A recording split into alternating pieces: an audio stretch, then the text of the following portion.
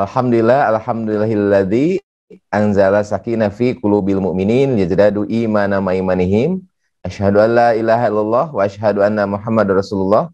Allahumma sholli ala Muhammad wal Muhammad la nabiyya ba'da. Sungguh kebahagiaan sahabat-sahabat MQ Pagi semua, di pagi hari pada hari ini kita bisa diberikan jatah usia oleh Allah Subhanahu wa taala ya. Karena sepanjang pekan kemarin kita telah diberi usia paling tidak sepekan ya, dari mulai Sabtu kemarin sampai Sabtu hari ini. Syukur berikutnya bahwa kita juga masih diberi nikmat, paling tidak ada nikmat pendengaran, nikmat penglihatan, sehingga bisa menyimak acara ini dengan seksama. Dan kita juga diberi nikmat berupa memori data yang tidak hilang ya. Iya, karena kita masih ingat ada acara ini, kita masih ingat ada pagi-pagi dan lain sebagainya. Artinya Allah telah memelihara data yang di dalam otak kita ini, sehingga kita bisa mengingat semuanya. Baik sahabat-sahabat semua, pada pekan kemarin telah kita bahas mengenai sehatnya para senior ya. Kenapa senior ini perlu sehat? Karena senior juga adalah usia rentang waktu yang Allah titipkan tidak pada setiap orang, ya. Karena Allah memanggil kita itu tidak berdasarkan urutan kelahiran. Ada yang mungkin di dalam kandungan sudah wafat, ada yang baru lahir sudah wafat, sudah panggil lagi sama Allah. Ada mungkin kemarin kita saksikan ya, seorang perempuan habis mengaji, kemudian pulang, kemudian qadarullah, innalillahi, ada yang menusuk, wafat. Jadi kita tidak pernah tahu.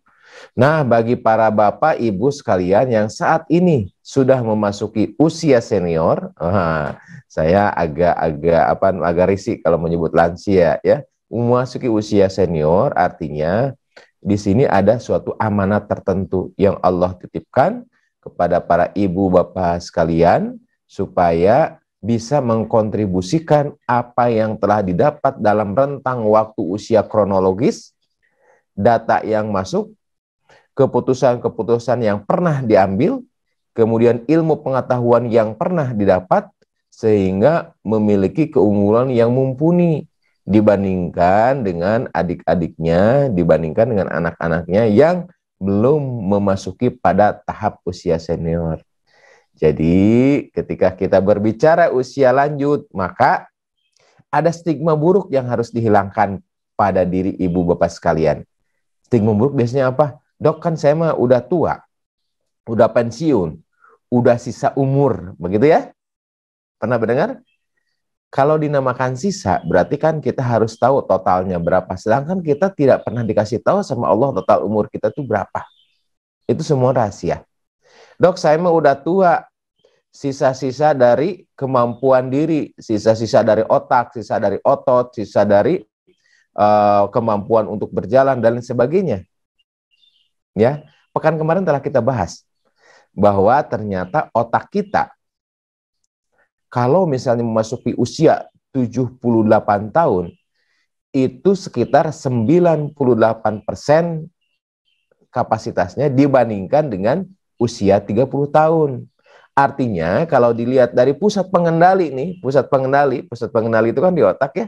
Artinya sebetulnya tidak ada perbedaan yang sangat bermakna antara usia 30-an tahun dengan usia 70-an tahun. Sehingga kadang-kadang image atau anggapan diri atau stigma diri itulah yang menjadikan pembenaran atas diri sering lupa. Oh, saya mah memang udah tua, sering lupa. Kemarin naruh kunci di mananya? Wah, ini siapa? Kok perasaan baru kenal?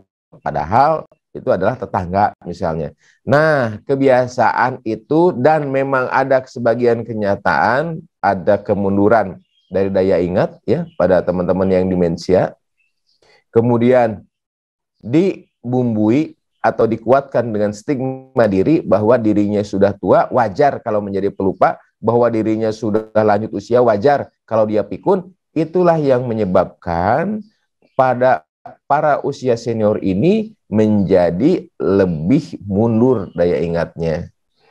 Padahal sebetulnya andai kata daya ingat ini dilatih, kapasitas hardware-nya itu 98% dibandingkan dengan usia sebelumnya. Ya, dengan usia 30 tahunan. Tinggal bagaimana melatih agar memori itu tetap ada. Tinggal bagaimana kita mempunyai frame yang positif bahwa ternyata usia lanjut juga ada loh yang menjadi Perdana Menteri di atas 90 tahun. Bahwa, bahwa ternyata ada loh pengusaha-pengusaha besar di Indonesia, 3 pengusaha besar, pemegang saham terbesar di Republik ini, beberapa perusahaan, ternyata mereka itu di usianya di atas 64 tahun. Artinya di usia lansia yang menurut kita adalah usia pikun, ternyata mereka justru lebih produktif dibandingkan usia mudanya. Karena aset yang mereka miliki lebih banyak, perusahaan yang mereka miliki lebih banyak, pengetahuan yang mereka miliki lebih banyak, pengalaman yang mereka miliki lebih banyak. Ya kan? Jadi kita coba yuk stigma-stigma negatif bahwa yang namanya lansia itu adalah sisa-sisa dari usia hidup tidak lagi menjadi pembenaran atas terjadinya kemunduran fisik. Ya, jadi ibu bapak sekalian, pengalaman ibu bapak yang telah usia 68 tahun, usia 78 tahun pasti tidak pernah tergantikan dengan adik-adik, dengan anak-anak kita yang berusia 30 tahun. Karena pengalaman itu juga didapat dari usia kronologis. Baik. Nah, yang selanjutnya yang ingin saya sampaikan juga di sini sebelum pada materi inti adalah usia kita itu macam-macam kan. Ada usia kronologis, yaitu usia catatan waktu, bulan, tanggal, dan tahun di mana kita dilahirkan. Sampai saat ini sudah berapa kalender dihabiskan. Yang kedua adalah usia biologis. Usia biologis itu kematangan dari sistem organ yang ada dalam tubuh. Nah, memang kematangan organ ini secara fisiologis usia di atas 52, 54, 58 ada beberapa yang mengalami kemunduran.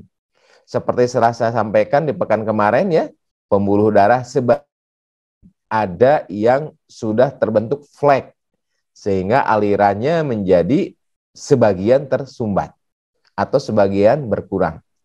Kemudian kekuatan otot, kalau tidak dilatih, ini akan berkurang. Mungkin sekitar 78% lagi sisanya begitu ya. Ada juga misalnya pengeroposan tulang yang tadinya berdirinya tegak begitu. Karena sudah usia misalnya 68, 70 tahun. Pengeroposan tulang sehingga menjadi bongkok. Ya, itu usia biologis. Tapi belum tentu usia biologis itu selalu seiring dengan usia kronologis. Ada beberapa yang usia 78 tahun tapi wajahnya itu seperti usia 40 tahun. Artinya usia biologis dia mungkin 40 tahun. Usia ginjal kita ya, ketika dipelihara dengan baik, pola minum yang teratur, tidak menahan air kencing, kemudian juga diet tidak menyebabkan beberapa kerusakan pada ginjal. Usia biologis ginjal seseorang juga bisa ketika usia kronologisnya 70 tahun, usia ginjalnya bisa seperti 50 tahun. Artinya, ibu, bapak semua, tidak selalu usia biologis itu sejajar dengan usia kronologis. Nah, usia yang ketiga adalah usia kematangan jiwa, usia psikis, usia kejiwaan. Ada kadang-kadang usia udah 40 tahun tapi masih kekanak-kanakan, mengambil keputusan sembarangan, kemudian menekan emosi juga masih seperti anak-anak. Ada kan? Nah, usia kematangan psikis, usia kematangan jiwa itu juga tidak selalu sejajar dengan usia kronologis. Usia berikutnya adalah usia spiritual. Sudah suatu kewajaran ya. Kalau udah makin senior berarti makin deket tuh dengan Allah Subhanahu wa taala. Ya, karena kan mungkin menjelang akhir dari kehidupan. Tapi ada juga di usia remaja dia itu memperjuangkan bagaimana ilmu-ilmu tentang Islam, bagaimana kajian-kajian tentang Islam dan sebagainya, dia lebih semangat daripada usia lanjut. Usia spiritual juga ini tidak selalu sejajar dengan usia kronologisnya. Akhirnya ibu bapak sekalian ingin saya tegaskan di sini bahwa usia kronologis yang menjadi hitungan yang pasti dan terukur belum tentu sebanding juga dengan usia biologis, ya. Jadi Bapak Ibu semua ketika disurvei nih di Inggris saat itu disurvei, apa sih yang disebut dengan usia lanjut itu? Macam-macam jawabannya ternyata. Ada mengatakan yang disebut dengan usia lanjut itu di mana mereka sudah tidak mampu untuk menyetir lagi. Ada yang mengatakan bahwa usia lanjut itu di mana mereka itu sangat tergantung pada orang lain, ya, dan lain sebagainya. Pada intinya, usia lanjut menurut versi sosial itu juga berbeda. Nah, pada saat ini Ibu Bapak sekalian, bagaimana caranya agar pada usia lanjut ini ya ada potensi-potensi yang bisa menurunkan derajat kesehatan para lansia, bisa menurunkan produktivitas pada lansia, dan bisa menyebabkan terkurasnya energi, kemudian juga keuangan, dan menurunnya produktivitas pada usia lanjut, itu bisa kita identifikasi. Apa itu? Yaitu penyakit pada lanjut usia. Suatu hal yang wajar jika misalnya mesin buatan tahun 2000, mesin mobil ya Pak Ibu, tahun 2000 berbeda dengan tahun 2014. Bukankah seseorang juga membeli mobil bekas itu dilihat dari tahunnya? Tetapi ada yang lebih penting Pak. Selain dilihat tahunnya juga dilihat bagaimana kualitas pada masing-masing mobil. Punten. Punten. Tahun sih ya Pak, tahun 2000. Tapi lihat kilometernya. Wah, kadang-kadang begitu ya. Lihat sih tahun 2000, tapi lihat bodinya Pak, mulus. Iya tahun 2000 dibandingkan dengan 2017. Tapi lihat Pak, joknya, interiornya, elektriknya, kaki-kakinya segala macam masih mulus. Ada kan? Apakah harganya sama? Enggak. Ternyata harganya itu bisa lebih tinggi. Nah, Bapak Ibu semua, melalui tayangan ini kita akan mengajak bagaimana menjelang, memasuki, dan mengalami pada usia lansia itu dengan kondisi yang sehat dan bugar. Apakah bisa? Bisa ternyata. Saya sudah baca berbagai macam jurnalnya. Penelitiannya ini banyak dilakukan di Jepang dan di Cina, ya, bahwa pada mereka yang mempunyai kebiasaan-kebiasaan tertentu, mereka yang mempunyai gaya hidup tertentu, walaupun usianya itu sudah 78 tahun, tetapi tingkat kebugarannya, tingkat kesehatannya hampir sama dengan usia 40 tahun. Ya.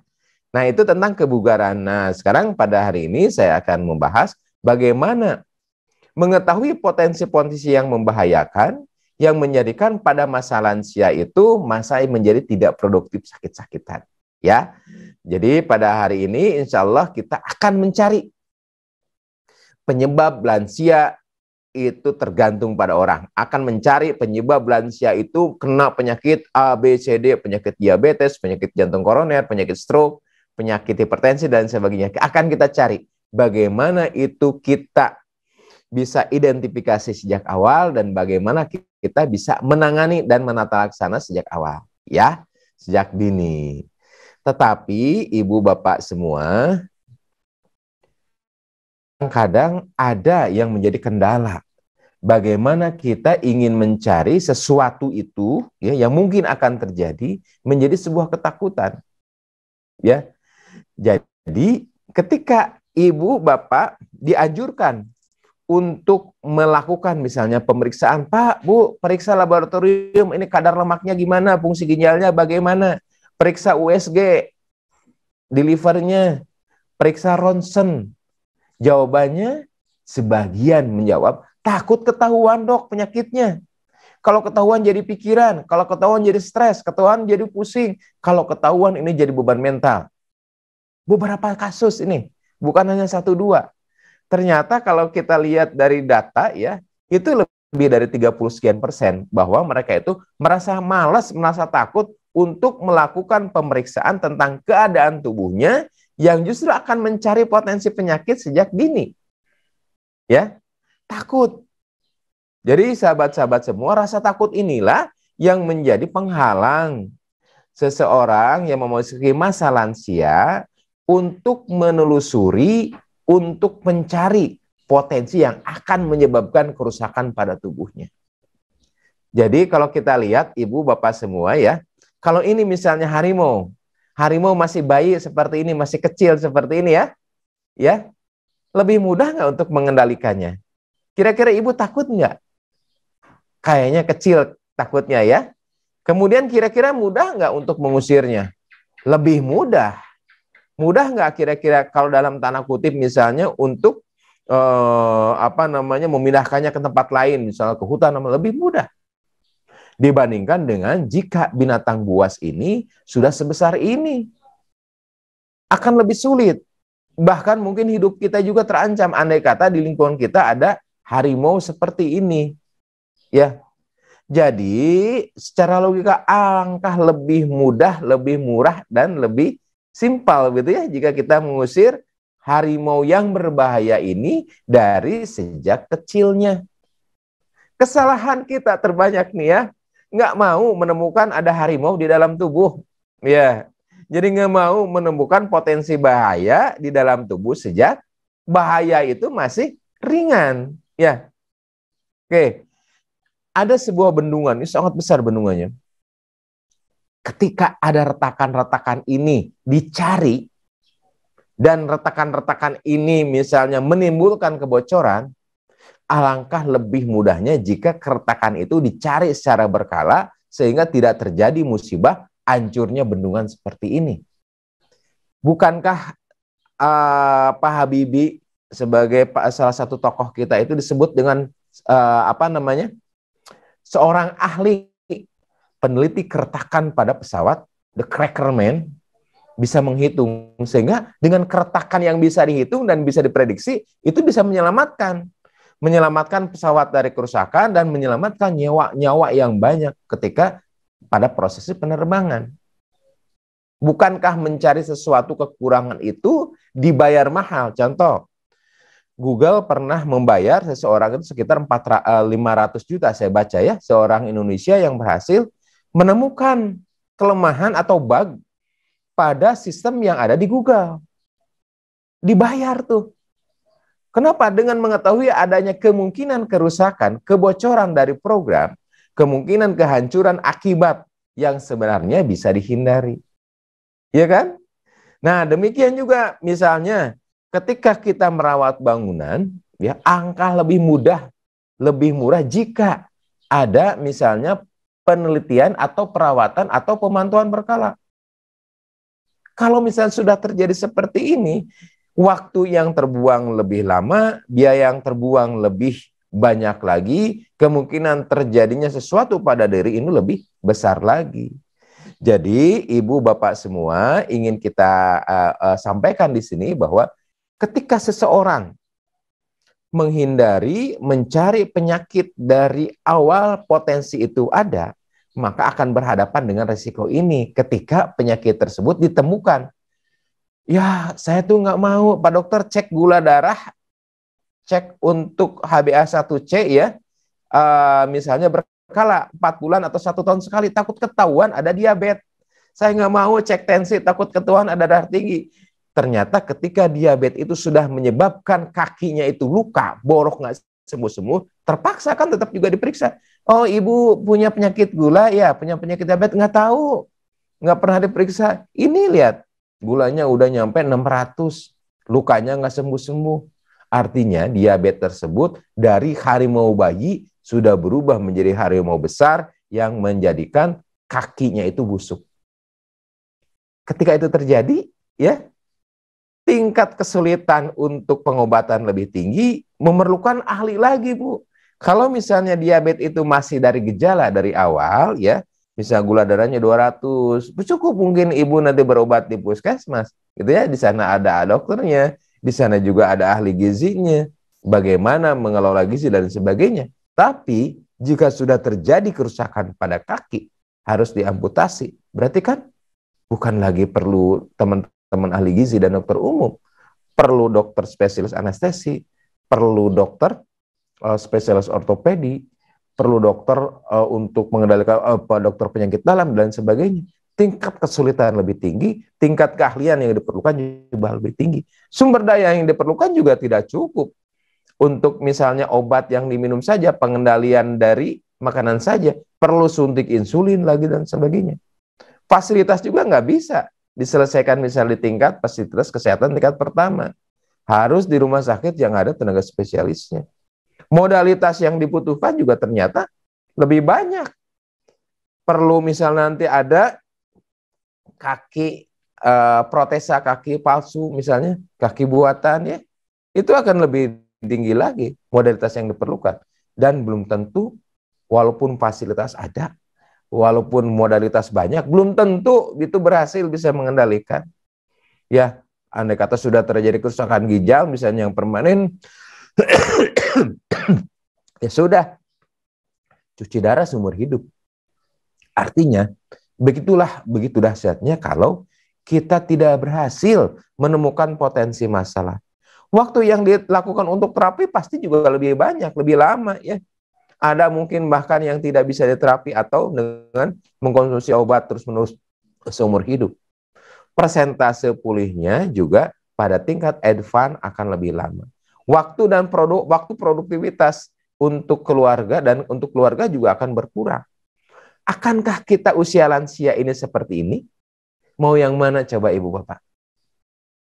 Sengaja ini saya ungkapkan karena ini yang menghalangi diri anggapan bahwa saya nggak mau dicek, saya nggak mau ditensi takut ketahuan darah tinggi, saya nggak mau dicek gula takut ketahuan ada diabetes, saya nggak mau dicek darah takut ketahuan adanya kolesterol, saya nggak mau dironsen takut ketahuan adanya TBC, adanya bronkiolitis dan sebagainya.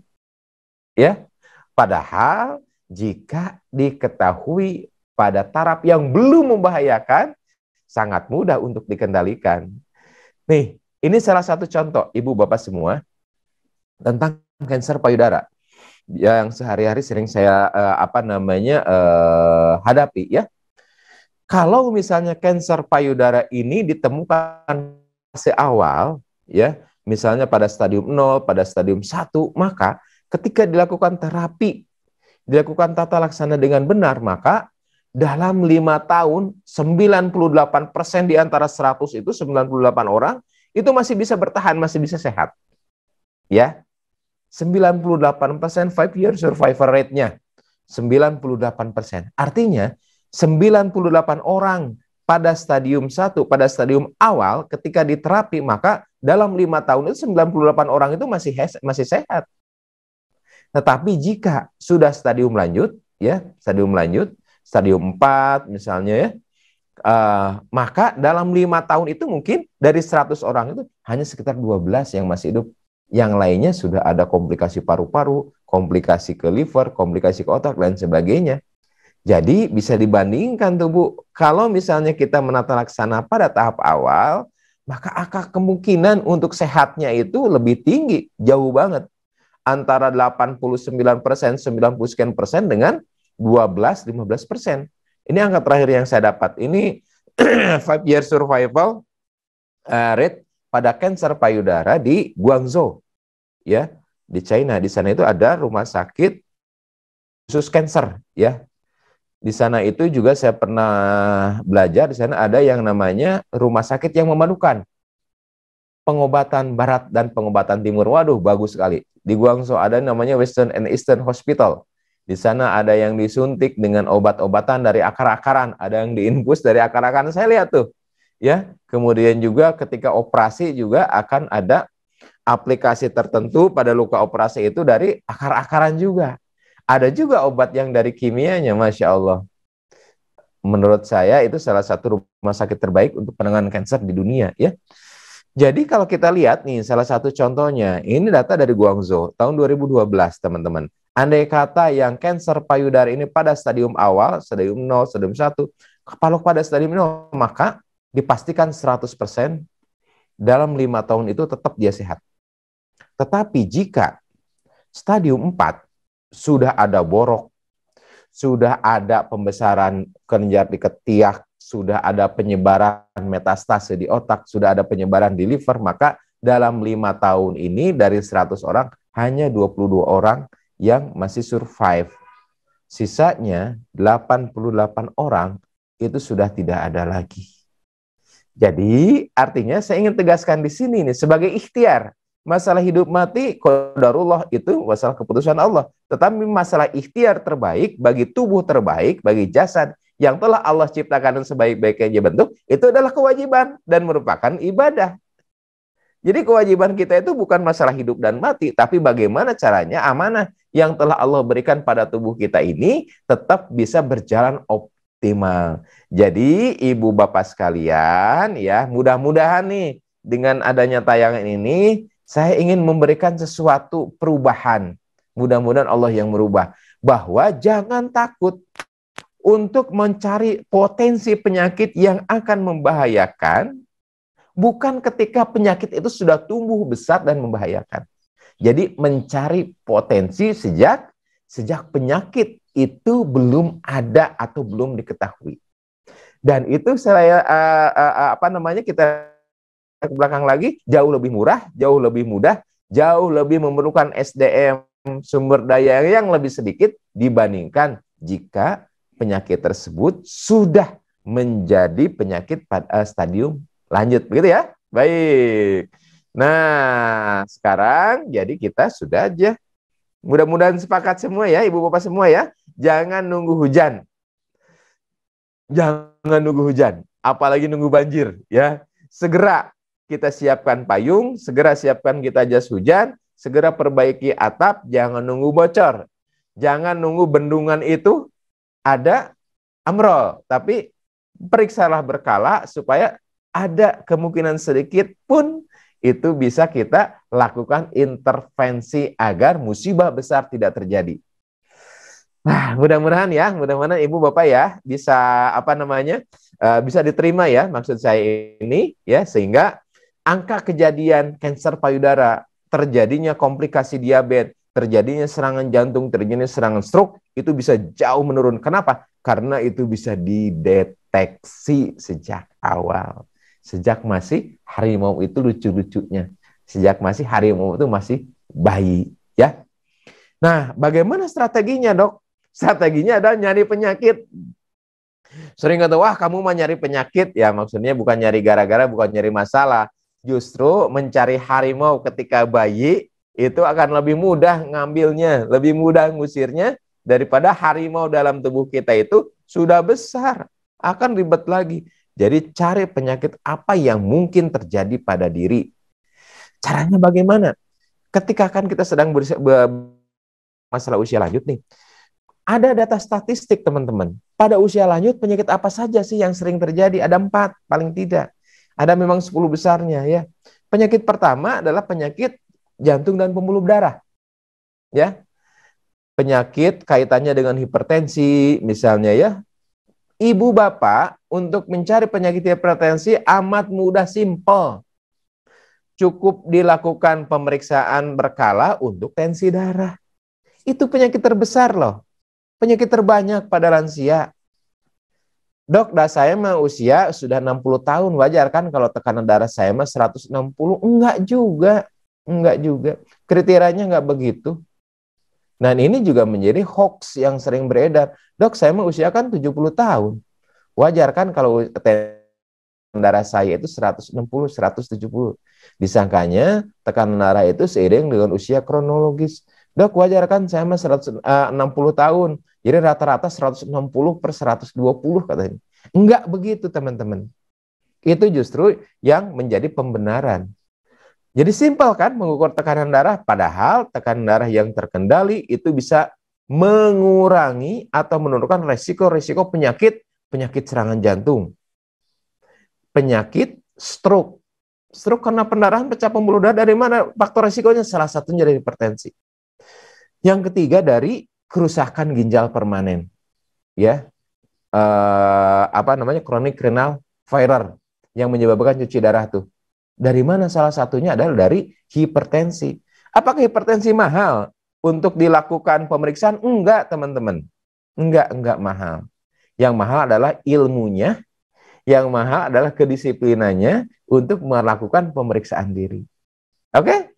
Jadi cari penyakit. Dokter Asep pagi ini kok ngajarin nyari penyakit? Iya, nyari penyakit dari bayinya ya. nyari harimau dari kecilnya. Supaya apa? Supaya harimau itu tidak gede, harimau itu tidak merusak. Bagaimana hipertensi dikendalikan setelah dia ketahuan ada stroke? Wah, ternyata apa namanya, bicara rero, lumpuh misalnya sebelah kiri, jalan digusur, udah diperiksa, ternyata sampai rumah sakit di scan. Ternyata pecah pembuluh darah. Diukur tegangan darahnya 180. Bapak punya darah tinggi. Iya kan, usia saya sudah 70 tahun, Dok. Jadi saya rata-rata 160 tahun, kadang-kadang 180 tahun. Diterapi? Enggak. Kadang-kadang kalau lagi pusing diobati. Ini kejadian bukan 1-2 kali, teman-teman. Ya. Padahal betapa rumitnya, andai kata stroke itu sudah terjadi, hampir selalu meninggalkan sequelae namanya itu. Apakah dari memorinya, ataukah dari motoriknya, ataukah misalnya dari sensorik. Apakah nggak ingin kendalikan faktor risiko yang menyebabkan stroke, yaitu hipertensi, lebih mudah ke puskesmas juga ini sangat bisa daripada dilakukan latihan jalan kaki, dilakukan latihan berbicara ketika diarero, ketika serangan stroke. Punten teman-teman ya, ini juga harus menjadi pemahaman bersama bahwa nyari penyakit di sini bukan berarti nyari masalah, tetapi mencari potensi masalah yang akan menjadi masalah besar. Mencari masalah itu sejak kecil untuk mudah dikendalikan. Gitu ya teman-teman ya. Nah, sekarang pada materi sebenarnya nih, ya nih, siap-siap fokus ya. Dok, kalau begitu apa yang harus dilakukan? Bagaimana cara menemukannya? Ya, ya baik, kita fokus teman-teman semua. Mudah-mudahan insya Allah waktunya cukup ya. Nanti kita juga akan mengundang sahabat-sahabat kita. Kita akan berbicara dengan Pak Adam Arifin, sahabat setia MG Pagi ya. Diskusi bagaimana di usia senior ini apa yang menjadi permasalahan kaitannya dengan kesehatan. Dok, bagaimana menemukannya? Nyari penyakitnya bagaimana, Dok? Itu kan? Nah, kalau sudah sampai saat ini, insya Allah berarti sudah mempunyai sikap yang bagus, tidak merasa takut lagi, ya. Nanti takut ketahuan ada penyakit ginjalnya, justru lebih ketahuan dari sejak dini. Supaya apa? Makanan yang merusak ginjal kita bisa tahu, obat yang merusak ginjal kita bisa tahu dan bisa hindari sehingga tidak masuk tuh pada cuci darah. Baik, Dok, bagaimana cara menemukannya? Apa yang harus dilakukan? Ya, pertama adalah mapping, teman-teman. Mapping itu adalah membuat pemetaan. Ya. Yang kedua, setelah mapping adalah screening. Screening itu adalah mencari kira-kira penyakit yang akan timbul apa, pemeriksaannya apa aja. Jadi kuncinya adalah mapping dan screening. Ya. Ini pernah saya sampaikan pada saat saya menyampaikan rumus sehat senior. Nah, pada saat pelatihan. Oh ya, insya Allah nanti juga kita akan melakukan ini teman-teman, pelatihan ya. Pelatihan 7 sehat senior. Karena beberapa permintaan ya, supaya nanti bisa kita lebih terbimbing. Penyakit apa yang menjadi potensi, kemudian pendampingannya seperti apa, kemudian apa yang harus diperiksa ya. Jangan sampai kita mengetahui penyakit ketika komplikasi itu sudah muncul. Baik. Jadi kuncinya adalah mapping, pemetaan. Pemetaan potensi penyakit yang mungkin ada dalam diri, ya, mapping. Mapping. Apa yang harus di-mapping? Di-mapping adalah dicari penyakit, riwayat penyakit yang ada di keluarga, yang kemungkinan penyakit itu masuk dalam diri. Contoh, ibu bapak saya mempunyai penyakit diabetes. Ya, berarti ada kemungkinan, walaupun terakhir saya dicek HbA1 saya itu 7,2. Gula darah puasa masih 91, gula darah 2 jam postprandial itu sekitar 180-an, tetapi ingat, saya mempunyai potensi untuk diabetes. Artinya teman-teman, perlu waspada tentang diabetes pada diri, ya. Mapping, jadi saya punya potensi penyakit ini loh. Loh dok, jadi takut? Bukan takut. Ini menjadi kewaspadaan. Dok, jadi stres. Masalah stres justru lebih stres kalau sudah terjadi misalnya kakinya itu diamputasi kan? Iya. Kedua, mapping di sini adalah risiko pekerjaan. Saya bekerja sebagai dokter. Mungkin saya itu karena saya sebagai dokter bedah, ngoperasi, ngebelek, betul, kontak dengan darah, kontak dengan cairan tubuh. Ada beberapa mungkin pasien yang lolos ketika misalnya emergensi ya, kecelakaan segala macam, belum sempat tuh diperiksa HIV, belum sempat tuh misalnya diperiksa HBsAg karena menyangkut nyawa. Kita lakukan pertolongan duluan. Oh, saya ada kemungkinan penyakit hepatitis, ada kemungkinan penyakit HIV dari penularan dari pasien yang mungkin yang saya operasi yang tidak sempat di screening karena misalnya life saving. Bagaimana kita melakukan pemeriksaan selama itu ya 20 menit ya 15 menit. Kalau misalnya ada pendarahan intraabdomen karena kecelakaan, dibuka kemudian kita langsung atasi. Kemudian juga ada pertanyaan, saya kerjanya di daerah tambang batu bara di Tanjung Nim, ya di Muara Enim, di sana di Bukit Asam. Berarti ada apa? Ada potensi untuk terjadinya sesuatu di paru-paru, di ronsen. Oh, ada ini. Berarti harus ada tanganannya bagaimana?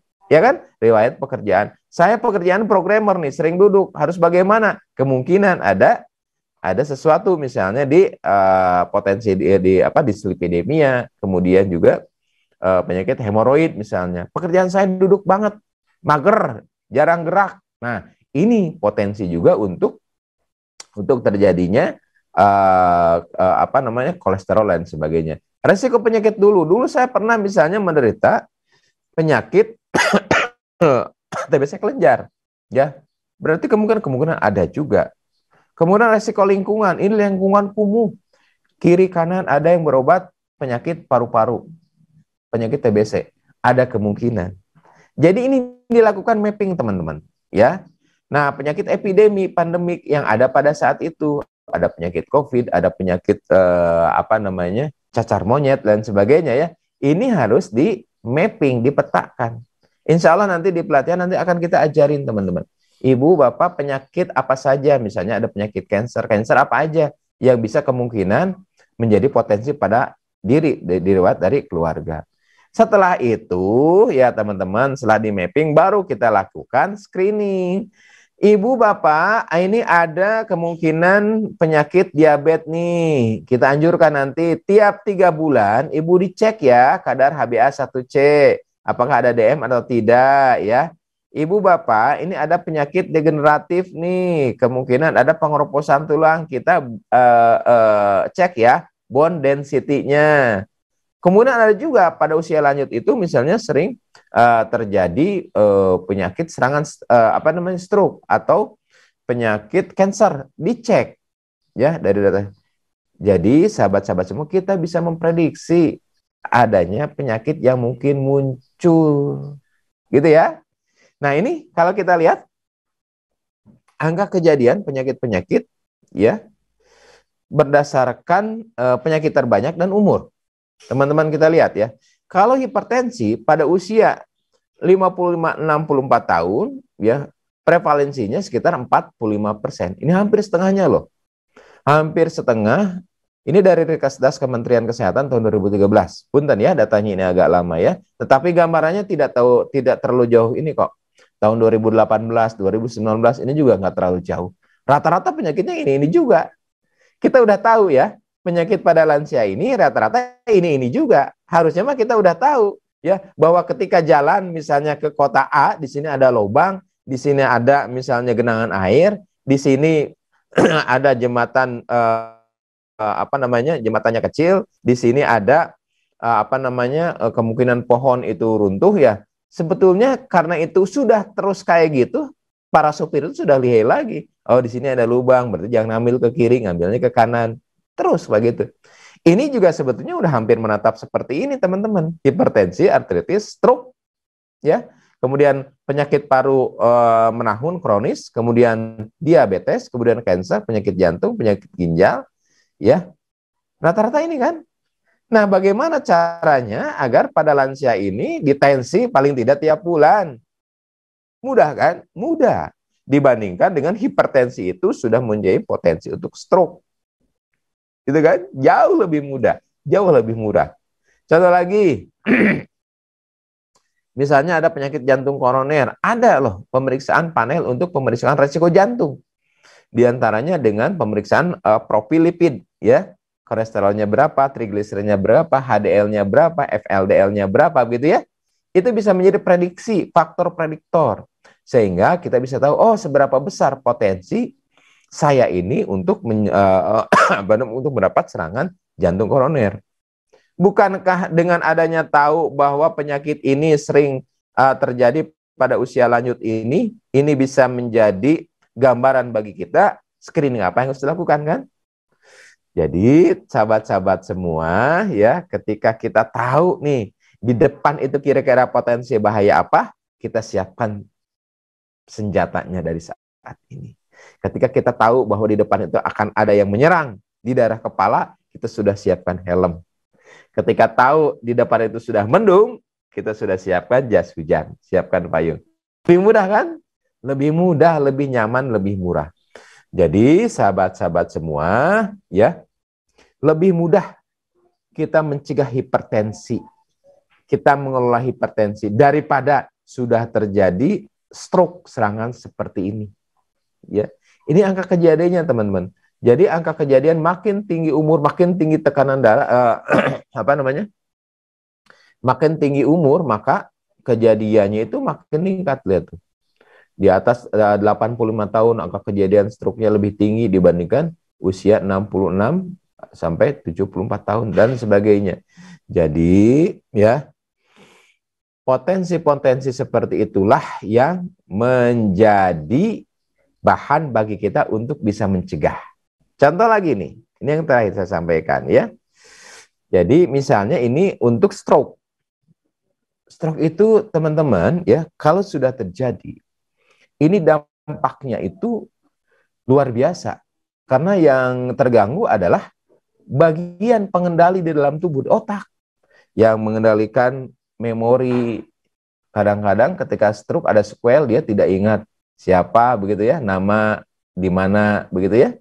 Kadang-kadang ketika yang terkena bagian motorik, mungkin pergerakannya itu akan terhambat. Atau juga mungkin pergerakannya itu tidak wajar, tidak normal. Yang tadinya nana tangan bisa lancar, yang tadinya menulis bisa lancar, yang tadinya ngetik bisa misalnya dengan 2 tangan menjadi satu tangan. Bukankah ini sebuah kemunduran?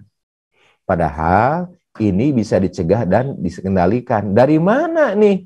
Ternyata stroke itu nih penyebabnya sebagian besar dari hipertensi. Penyebab yang kedua adalah dari diabetes. Ya. Yang ketiga adalah dari chronic ischemic heart disease, dari gangguan pembuluh darah di jantung. Ada dari hiperkolesterol dan sebagainya. Apakah ini bisa dikendalikan? Sangat bisa. Jadi lakukan screening yaitu dengan tensimeter dan lakukan pengendalian. Dengan apa pengendaliannya? 3 macam. Ya, pengendalian misal tekanan darah. Pengendaliannya dengan pengaturan diet, pengaturan pola hidup sehat, kemudian dengan obat-obatan. Dok, kok jawabannya klasik kayak gitu, dok? Diet, obat-obatan, udah bosen, dok, dengernya kayak gitu. Iya, memang begitu. Yang nggak bosan itu adalah dokternya dan tenaga kesehatannya menyampaikan. Sehingga ini juga bisa menjadi kejenuhan. Ya, kadang-kadang itu juga. Baik. Jadi itu teman-teman diantaranya, ya, bagaimana kita menemukan potensi penyakit bukan ketika penyakit tersebut sudah tumbuh berkembang. Baik, Ibu Bapak sekalian, mudah-mudahan ini bisa menjadi menjadi pencerahan ya bagi sahabat-sahabat para lansia semua. Saya katakan sekali lagi bahwa lansia itu bukan sisa umur. Lansia itu bukan sisa kemampuan, lansia itu bukan sisa dari sesuatu yang tadinya sangat potensial. Baik, seperti janji saya tadi, kita akan diskusi dengan Pak Adam. Pak Adam, Assalamualaikum. Pak Adam Arifin. Ini senior kita nih. Teman-teman, senior kita. Gimana Pak Adam? Waalaikumsalam warahmatullahi wabarakatuh. Gimana Pak Adam? Sehat? Alhamdulillah. Wa syukurillah. Sehat, Pak. Baik. Pak Adam, tekanan darah Pak Adam sekarang berapa nih Pak Adam? Ya itu tadi apa yang dijelaskan tadi itu alhamdulillah. Sebenarnya sudah lebih 17 tahun yang lalu pengen selalu dikontrol, ternyata masih sering lupa juga itu, Dok. Jadi waktu tahun 2005 Iya. tanpa ada mapping, tanpa ada screening, Screening. tiba-tiba satu saat kenapa sering ngantuk? Ternyata begitu dilihat pas tes laboratorium gula darahnya 480. Masya Allah, 480 Pak Adam ya. Ya, pada Pada waktu saat itu itu sudah ada gejala sering ngantuk, begitu ya? iya, Ya, itu baik. pada usia 50 tahun. Iya, iya, iya, iya, iya. Nah, sejak saat itu dilakukanlah tadi screening, mapping, rutin gitu. Hmm. Dan kadarullah, alhamdulillah, ya 10 tahun yang lalu ternyata tanpa dirasa, tanpa diinikan terjadi penyakit jantung koroner. Jadi muncul lagi itu jantung koroner. Gimana tuh Pak Adam, jantung koroner yang dirasakannya? Nggak ada rasa apa-apa itu karena Nggak ada rasa apa-apa. tidak ada rasa apa-apa. Tiba-tiba waktu di screening muncul itu. Iya, terus tahunya ketahuan itu gimana perasaannya? Eh, jadi sudah berusaha untuk sehat, ternyata masih juga lolos Ya, gitu. baik. Iya, Tapi kan tidak kena serangan jantung yang menyebabkan apa namanya sesuatu yang fatal kan Pak Adam ya?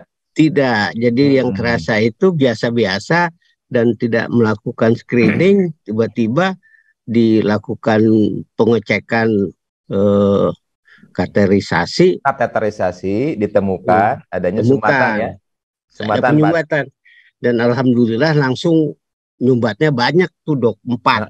Terus setelah ada sumbatan digimanain Pak Adam? Dilakukan tindakan terpaksa. Iya, baik. Nih, kita ulas teman-teman ya. Ini pengalaman sangat berharga loh dari Pak Adam. Qadarullah, saya juga tidak merencanakan kita diskusi Pak Adam ya. Ya, dok. Jadi ketika penyakit tersebut belum menimbulkan sesuatu yang sangat fatal, ketika dilakukan mapping dan screening, ditemukan tuh ada sumbatan.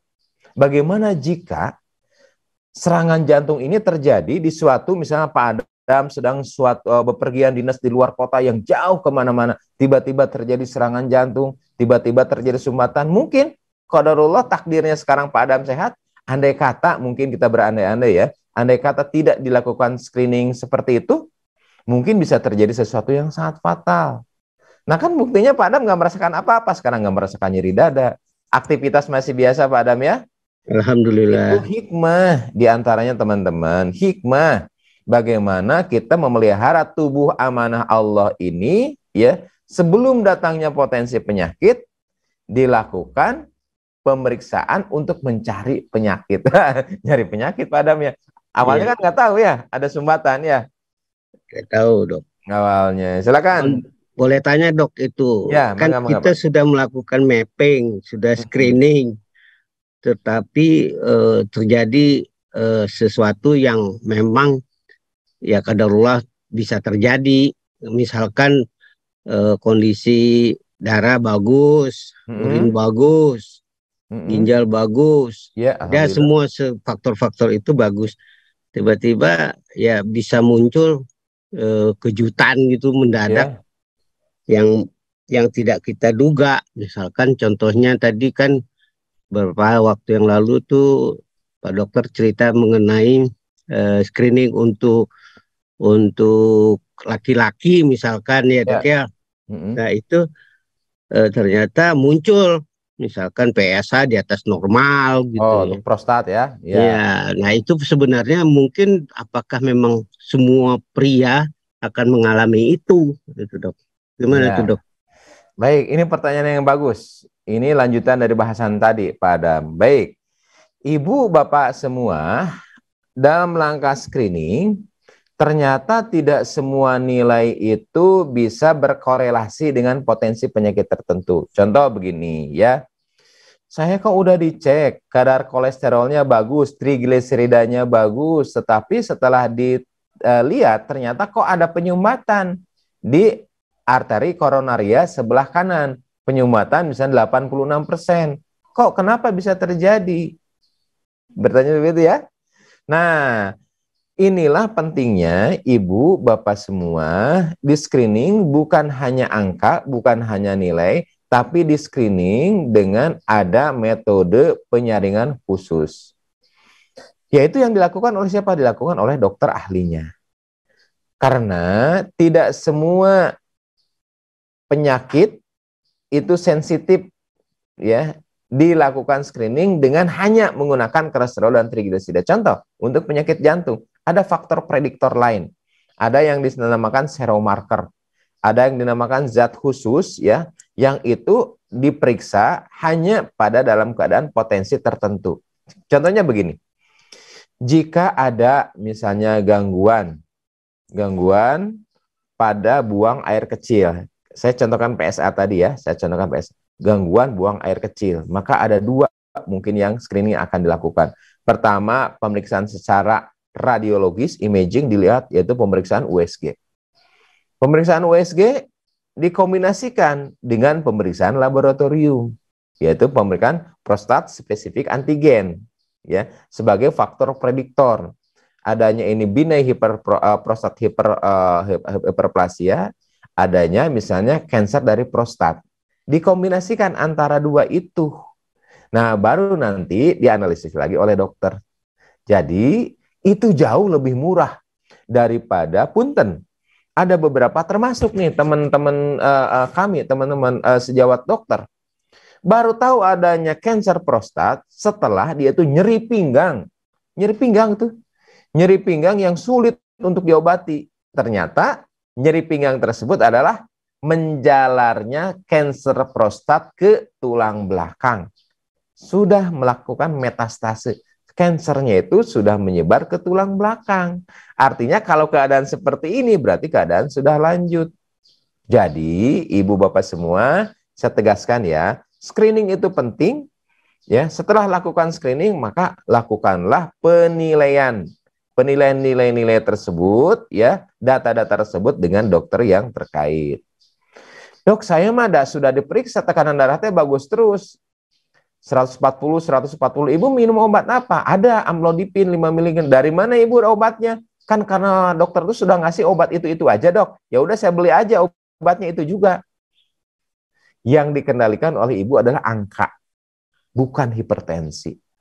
Kenapa? Karena kalau mengendalikan hipertensi bukan hanya angkanya, tapi mengendalikan bagaimana itu bisa naik lagi dan bagaimana dampaknya pada saat ini. Contoh, ketika seseorang misalnya hanya mengendalikan angka 140, misalnya gula juga begitu ya. Wah, seneng kalau misalnya udah penyakit gula, misalnya dia mengkonsumsi misalnya glibenclamid atau metformin 5 mg misalnya 10 mg. Misalnya glibenclamid atau misalnya metformin 500 mg, udah enak terkendali semua tuh. Daripada ngantri ke dokter, beli aja obatnya. Terus aja berbulan-bulan demikian, padahal yang dikendalikan itu angka. Ibu, kalau misalnya sudah sekian bulan mengkonsumsi obat ini, ada efeknya. Sekian bulan mengalami diabetes, sekian misalnya angkanya di atas 200, 300, kemungkinan nanti yang harus diperiksa bukan hanya nilai gulanya, diperiksa tuh fungsi ginjalnya bagaimana. Ya, uriumnya, kreatinnya bagaimana. Kalau misalnya dilakukan oleh para ahlinya, maka dia bukan hanya menilai dari angkanya aja, tapi ada dampaknya, ada enggak, potensi bahayanya apa enggak, itu yang jarang. Saya sering melihat teman-teman ya, yang berbicara dengan teman-teman kita yang di hemodialisa, cuci darahnya, rata-rata mereka itu mengobati sendiri penyakit-penyakit kronis, ya rata-rata, punten ya, ini untuk jadi pengalaman kita. Seakan-akan angka itulah yang menjadi patokan terkendalinya atau tidak. Angka adalah salah satu, betul, angka adalah salah satu patokan terkendalinya, tapi bukan satu-satunya. Yang paling penting adalah potensi untuk naiknya lagi dan dampak dari yang sudah dilalui, yang naiknya yang dulu-dulu, dampaknya apa? Sehingga inilah pengendalian penyakit, bukan pengendalian angka. Itu diantaranya, Padam. Nah, insya Allah sahabat-sahabat semua, punten ya, karena ini juga menyangkut hal-hal yang sangat penting dan detail ya. Dulu kita, Pak Adam, di MK Afiat pernah melakukan pelatihan 7 juru sihat senior. Di antaranya adalah bagaimana dibimbing, mapping, dan screening. Sehingga alhamdulillah beberapa senior ya, beberapa lansia ketahuan tuh. Memang ketika ketahuan kaget juga. Padam juga dulu kaget kan ya. Ketahuan ada jantung koronernya kan. Kaget. Nah, setelah kaget ada responnya itu memang yang menjadi murung, ada yang responnya itu menjadi semangat. Untung ketahuan dok. Saya waktu itu penyakit apa ya? Diabetes atau untung ketahuan dok. Ya, dengan ketahuan ini kan bisa melakukan intervensi lebih awal dan komplikasi yang begitu banyak, insya Allah kan itu bisa dikurangi kejadiannya. Jadi sahabat-sahabat semua, karena kita sangat konsen di kesehatan lansia ini, karena nanti di tahun 2035 sebagian besar komposisi penduduk kita itu sekitar 30 sekian persen itu lansia. Makanya kalau lansia itu sehat, justru lansia itu menjadi potensi ekonomi, potensi ilmu, potensi untuk mengambil keputusan yang luar biasa. Tetapi jika lansia itu dalam kondisi sakit-sakitan, itu bisa justru menjadi beban bagi usia produktif. Untuk itulah maka kita pandu tuh. Ya, hari ini latihan apa? Hari ini latihan nafas. Hari ini latihan mapping. Ibu punya ayah atau ibu yang dulunya punya penyakit gula, penyakit diabetes? Oh, nggak ada dok. Kalau adik ada nggak adik-adik? Adik sekandung? Ada dok. Itu tuh kita tulis adik gula darah. Berapa bu kadar gula darahnya? 300 sekian. Kita tulis tuh 300 sekian. Ada nggak yang punya penyakit hipertensi? Dari misalnya orang tua, ada pak, dok. Orang tua tuh, bahkan orang tua itu rata-rata dua-duanya waktu usia lanjutnya hipertensi. Nah, itu kita lakukan pembimbingan, mapping, ya. Sehingga dari mapping itu ibu harus melakukan ini, harus melakukan ini. Nah, itulah sahabat-sahabat diantaranya yang kita lakukan di MK Afiat sebagai upaya, ya, upaya agar kita itu bisa menjalani masa usia senior ini dengan sehat diantaranya. Begitu Pak Arifin, alhamdulillah. Alhamdulillah. Ya, terus ya Pak Adam ya, mudah-mudahan sehat. Ya teman-teman, mangga silakan.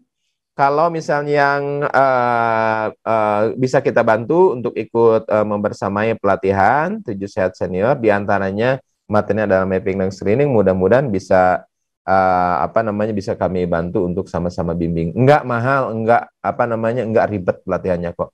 Sesuai pesan AA, mudah, murah, multi manfaat, ya, insya Allah kita bisa lakukan.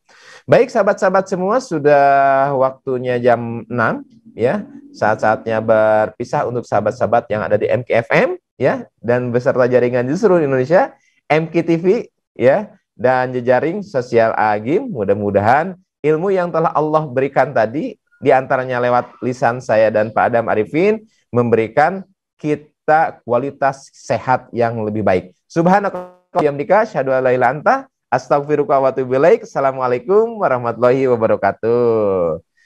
Hatur nuhun nih Pak Adam. Sharing sami dok. Hatur nuhun pisan. Biasa sharing Pak Adam ya. Kan kita tidak merencanakan Pak Adam ya. Qadarullah aja Allah yang merencanakan. Iya, qadarullah ya. Allah kasih. Iya.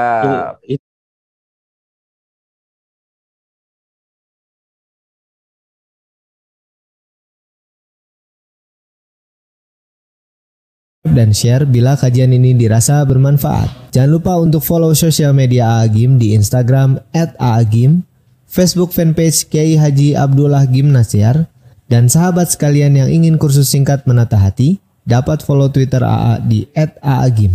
Semoga kita selalu dalam lindungan Allah Subhanahu wa taala. Amin. Terima kasih sahabat.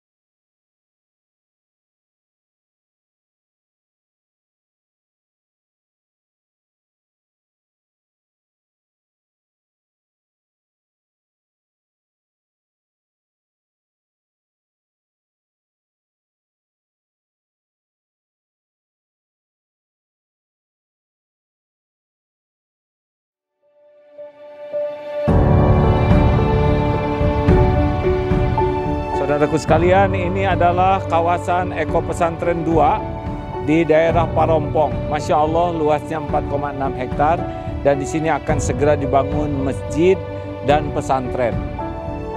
Islam sangat serius untuk menjaga kelestarian alam, rahmatan lil alamin. Dan mudah-mudahan menjadi ladang amal bagi siapapun yang memang merindukan membangun masjid, membangun lembaga pendidikan. Inilah kesempatan untuk beramal. Saya sangat senang sekali di daerah saya akan dibangun pembangunan masjid sama pesantren. Semoga pembangunan di sini lancar dan diberkahi sama Allah.